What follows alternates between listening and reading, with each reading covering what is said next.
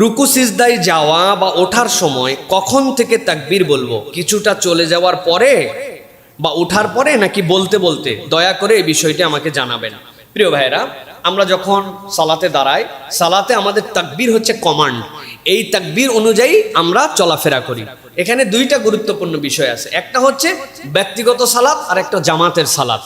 ব্যক্তিগত এবং জামাতের সালাতের ক্ষেত্রে উভয়ের ক্ষেত্রে তাকবীর কখন বলবো, এটার মাসনুন তরিকা হচ্ছে যে যখন আমি যেই হালত থেকে পরিবর্তনের দিকে যাচ্ছি, দাঁড়ানো থেকে ঝোঁকার দিকে যাচ্ছি, সিজদা থেকে ওঠার দিকে আসতেছি, আমার তাকবীর ওঠার সাথে সাথে ঝোঁকার সাথে সাথে বলতে বলতে যাব, এবং শুরু এবং শেষ ঝোঁকার থেকে শুরু, যেখানে যে শেষ সেখানে যে আমার তাকবীর শেষ হবে। ওঠার থেকে শুরু, যেখানে এসে শেষ আমার হালত সেখানে এসে আমার তাকবীর শেষ হবে। এটাই হচ্ছে আহসান, এটাই হচ্ছে উত্তম পদ্ধতি। এর ব্যতিক্রম করাটা আমাদের অনুচিত। এর ব্যতিক্রম করলে কিছু ঝামেলা হতে পারে। একটা উদাহরণ দেই। ইমাম সাহেব ধরেন যে রুকুর থেকে উঠার পরে দাঁড়ায়া তারপরে বলে সামি আল্লাহু লিমান হামিদা। কি হতে পারে? কোনো ব্যক্তি যদি কোনো রাকাতকে কাউন্ট করতে চায়, শরীয়ত হচ্ছে ওই রাকাত কাউন্ট হবে যদি রুকুতে যে এক তাসবিহ পরিমাণ উনি তাসবিহ পেয়ে যায়, তাহলে তার রাকাত কাউন্ট হয়ে যাবে। এখন ইমাম সাহেব তো উঠে গেছে, কিন্তু বলছে সামি আল্লাহু লিমান হামিদা পরে। একজন লোক আসছে, এসে চট করে রুকুতে গেছে, উনি দুইবার সুবহানা রাব্বিয়াল আযীম পড়ে ফেলছে, অথচ ইমাম কিন্তু তখন দাঁড়ানো, তারপরে সে বলছে সামি আল্লাহু লিমান হামিদা, তাহলে তার রাকাত হবে না? হবে না? রাকাত কিন্তু হবে না। এই জন্য সতর্ক থাকতে হবে এইটা আমাদের, যে আমরা যখন থেকে শুরু করব তখনই বলবো। এবং অনেক মুসল্লির নামাজেও ঝামেলা হয়। মানুষ কেবলমাত্র ইমামের তাকবীরই শোনেন, ইমামকে দেখতে পায়। এখন ইমাম দেখা যাচ্ছে যে রুকু থেকে সিজদার কাছাকাছি যাওয়ার সময় বলতে শুরু করেছে আল্লাহু আকবার। অনেক লোক যাবে কি যাবে না, যাবে কি যাবে না, এরকম হালত তৈরি হয়ে যায়। হয় কি না প্রিয় ভাইরা? এই জন্য শরীয়তের বিধান হচ্ছে যে আমরা যখন থেকে যে হালত শুরু করব, ওই হালত থেকে পরিবর্তনে যাওয়ার শুরু থেকেই বলবো, যেখানে যায় পরিবর্তন শেষ ওখানে শেষ করে দিব। এইভাবে আমাদেরকে আমাদের তাকবীরগুলা বলার জন্য চেষ্টা করতে হবে। আল্লাহ যেন বুঝার তৌফিক দান করেন। সিজদায় ছেলেরা পা কি ফাঁকা রাখবে নাকি লাগিয়ে গোড়ালি মিলিয়ে রাখবে? দয়া করে মাসনুন তরিকাটি আমাদেরকে জানাবেন। আমরা দুইভাবেই মানুষজনকে দেখি। প্রিয় ভাইয়েরা, যখন পুরুষরা সিজদা দিবে, পুরুষরা যখন সিজদা দিবে, সিজদার ক্ষেত্রে মাসনুন তরিকা হচ্ছে তার পাটা সোজা রাখবে, আঙ্গুলগুলা বাঁকায় দিবে, কেবলার দিকে করে দিবে, এবং দুই পায়ের মধ্যে ফাঁকা থাকবে। এটা সহিহ হাদিসের মধ্যে আসছে রাসূলুল্লাহ সাল্লাল্লাহু আলাইহি ওয়াসাল্লাম থেকে। যেরকম হাদিসের মধ্যে আসছে, কানা নবী সাল্লাল্লাহু আলাইহি ওয়াসাল্লাম ইযা রাকা বাসাতা। নবী করিম সাল্লাল্লাহু আলাইহি ওয়াসাল্লাম যখন রুকু করতেন, নবী করিম সাল্লাল্লাহু আলাইহি ওয়াসাল্লাম বাসাতা যহরা, তার পিঠটাকে একদম টান টান সোজা করে দিতেন। আমাদের ওস্তাদরা অনেক সময় উদাহরণ দিতেন যে বাসাতা যহরাহু মানে তার পিঠের উপর একটা কলসি রাখা যাবে, এরকম সোজা আল্লাহর নবী তার পিঠকে করতেন। এরপরে আসছে হাদিসের মধ্যে ওয়াইদা সাজাদা ওয়াজ্জাহা আসাবিআহু কিবালাল কিবলাতি ফাতাফাজ্জা।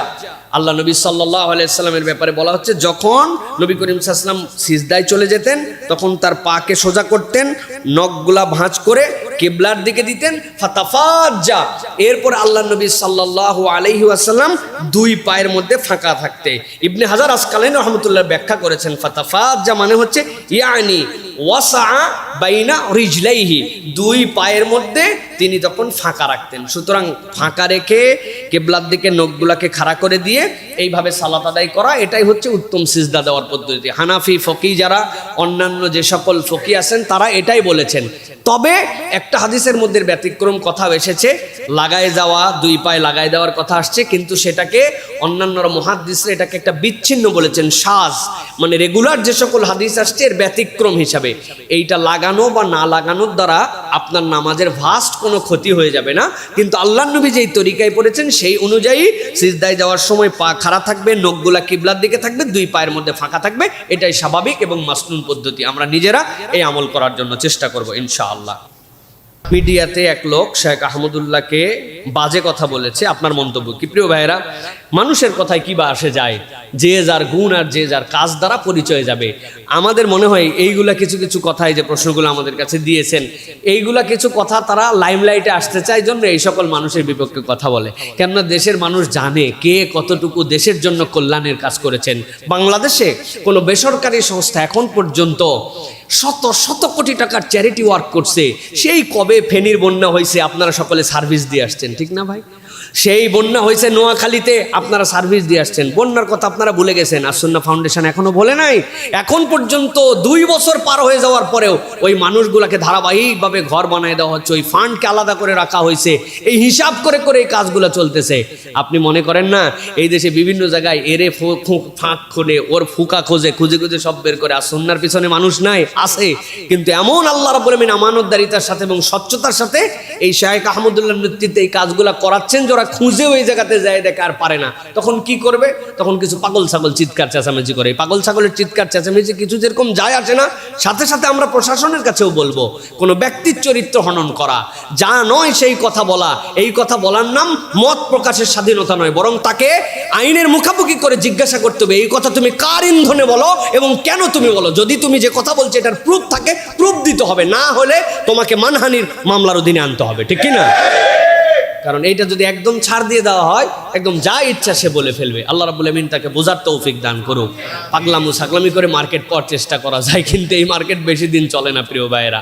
আল্লাহ রাব্বুল তুইজ্জু মান তাশা ওয়া তুযিল্লু মান তাশা। আল্লাহ যাকে ইচ্ছা ইজ্জত দেন, যাকে ইচ্ছা আল্লাহ বেইজ্জত করে দেন। সুতরাং আমরা নিজেরা যেন নিজেদের বেইজ্জতির কারণ না হয়, আল্লাহ আমাদেরকে বোঝার তৌফিক দান করে।